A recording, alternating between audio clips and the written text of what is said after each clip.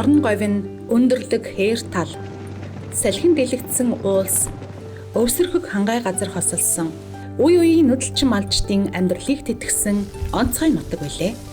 Тэгээ багасаа одоо мадалж төрсөн тэргүүрээ бахархдаг.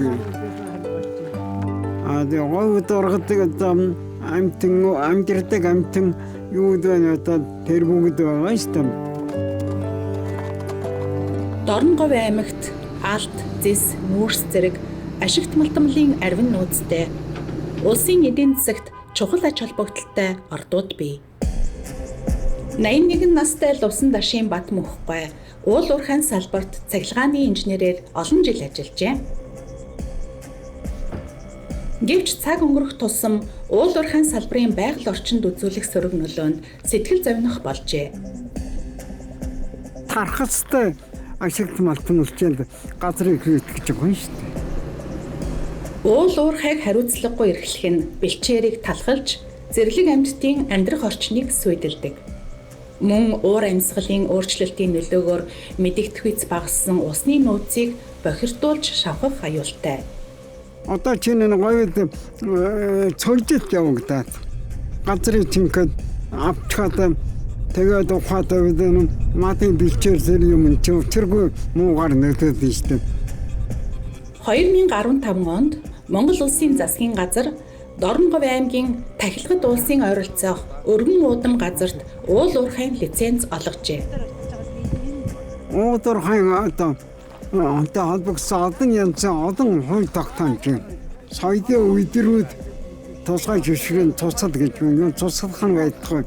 Тэр хэрэгжихгүй. Бат Мөнхгой Монгол Улсын хууль тогтоомжийг сайтар судлаад нутгийн иргэд байгаль орчноо хамгаалахад оролцох эрхтэй гэдгийг ойлгожээ. Тэтгэвртэй гарсан хүн чөлөөт цагаа юунд зориулан зүтгэхээ сайн мэдэж байлаа. Хүмүүс гэрн яадаг чи анхаараа газар шараагаа гэдэг яваад байдсан гэж. Би анханасаа нутаг амьтан хүн болохоор ингэж явдгаа.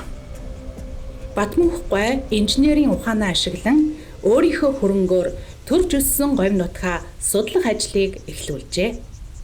Манай нутгийн ханд нэгдээд говь нутгатаа төрсөн болохоор говийн амьдралыг одоо 10 шиг мэднэ. Бат Мөнхгой экологийн хувьд чухал ач холбогдолтой бүсүүдийг тодорхойлохын тулд өргөн уудам нутгаар алхаж хамгаалтад авах шаардлагатай газруудыг тэмдэглэсэн зургийг өөрийн гараар бүтээсэн юм а.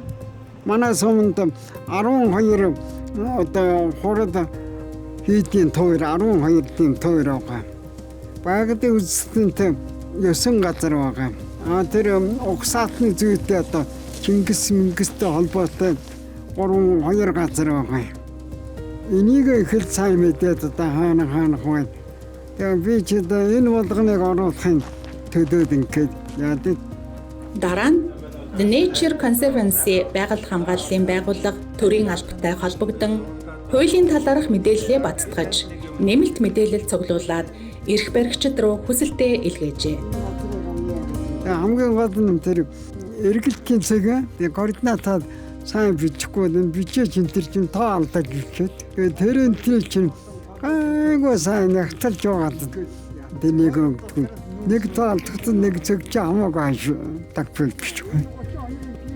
Шинжлэх ухаан судалгаанд суурилсан түүний шаардах бичиг Монгол улсад хүчин төгөлдөр мөрдөгдөж буй хууль тогтоомжид нийцүүлэн хөгжлийг байгальтайгаа уялдуулах хүсэлт юм а. Ер нь юу болгохгүй. Тусгай хамгаалтын тоглохгүй. Тэгсгэж байгаа тул энэ удаа тэмцэлийхэд шүүх worker хүртэл тэр компани талд орчихдээ шүү дээ. Нааштай шийдвэр гартал 2 жил болсон ч 2022 оны 4-р сард 26 мянган га газрыг улсын тусгай хамгаалтад авах шийдвэр Бат Мөнхгойн зүтгэлээр гарчээ. Энэ нь Бат Мөнхгойн өмнө нь хамгаалтад оруулсан 3 бүстэй ойрхон нутаг. Ийхүү тэр нийтдээ сумынхаа газар нутгийн талаас илүүг уурхайд ашиглалгүй хамгаалж чаджээ.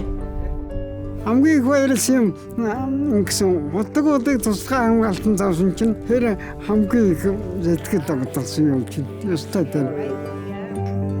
Уул уурхайд хяналт тавьж, нэн ховор зэрлэг амьтдын амьдрах орчныг хамгаалж, олон мянган жилийн нүүдэлчин амьдралын хэв маягийг өвлүүлэн үлдээхэд бат мөнхгүй үнэтэй хувь нэмэр оруулж байгаа билээ. Багасаа нэг нутаг амьтаг гэж одоо нутгийн хаан онгон дархан байдгийн төдөөд энэ чигээр нь байдаг хамсан гэдгийг хүсэж мөрөөддөг. Тийм учраас нутгаараа бахархдаг юм байна.